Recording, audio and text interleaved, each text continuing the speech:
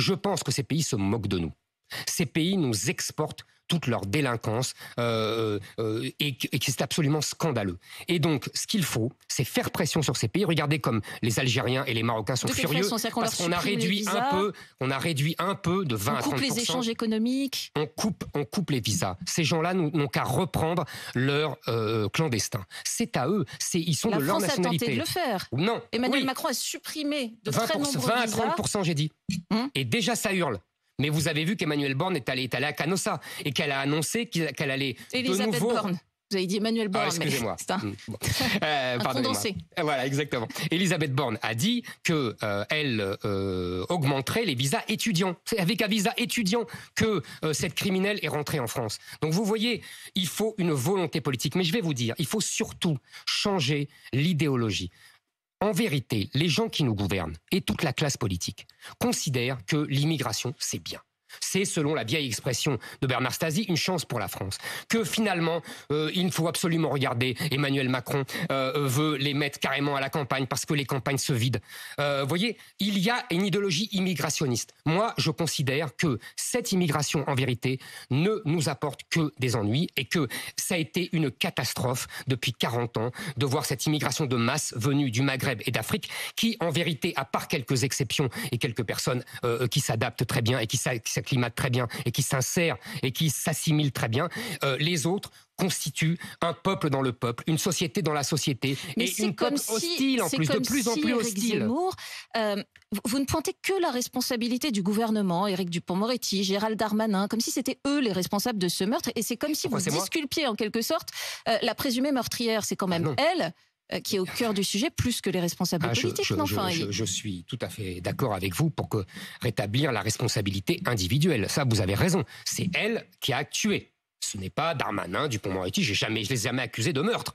Je dis simplement, je vous le répète, de complicité, la légitimité... Comme vous l'avez fait d'ailleurs devant le Bataclan en disant que François Hollande était responsable des attentats du Bataclan. Vous faites souvent ça, pointer la responsabilité d'un président. Mais madame... S'il ne veut pas être responsable, il ne faut pas qu'il soit président de la République. Je vous le répète, la légitimité de l'État, depuis 1000 ans, depuis 2000 ans, c'est la protection de ces sujets, disait-on, sous le roi, et des citoyens, disons, depuis la République.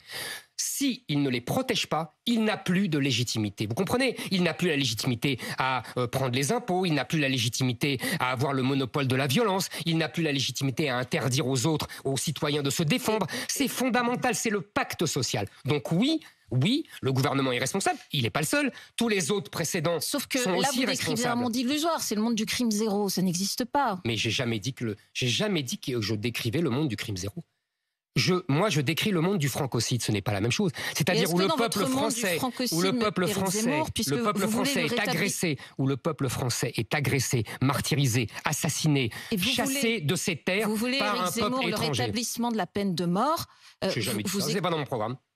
Donc vous ne le demanderiez philosophiquement, pas je ne suis pas contre la peine de mort, mais ce n'était pas dans mon programme. Ça ne me choque pas, la peine de mort. Pour un personnage pareil, franchement, ça ne me choque pas. Et la même petite fille tuée par un Français, vous ne seriez donc pas là ce matin. Si j'écoute tout ce que vous dites depuis le début, la même petite fille tuée par un Français, si je résume tout ce qu'on se dit depuis le début, vous ne seriez pas là ce matin. Je vous répète que la même petite fille tuée par un Français, c'est un crime affreux et la personne doit être condamnée. Et encore une fois, je vous répète, philosophiquement, pour ces gens-là aussi, la peine de mort ne me choque pas. Mais elle n'est pas au programme. Ce n'est pas dans mon programme présidentiel, donc je ne vois pas pourquoi on en discute, à moins de parler de philosophie. Deuxièmement, donc ce crime-là, je l'aurais condamné, évidemment. Mais ça aurait été un crime individuel. Là, je considère, moi, que ce n'est pas seulement un crime individuel et qu'il incarne quelque chose politiquement, historiquement. Et donc, si vous voulez, je pense, que là, je viens et je donne cette analyse. Et que je dis aux Français, ne vous laissez pas intimider par les médias qui vous disent pas de récupération. Il n'y a pas de récupération. Personne ne se laisse intimider. En plus, vous êtes invité ce matin. Mais si je vais au bout de votre pensée, vous pensez que cette suspecte a choisi cette petite fille, Lola, parce que c'était une blonde aux yeux bleus ? Ah, je le pense, oui.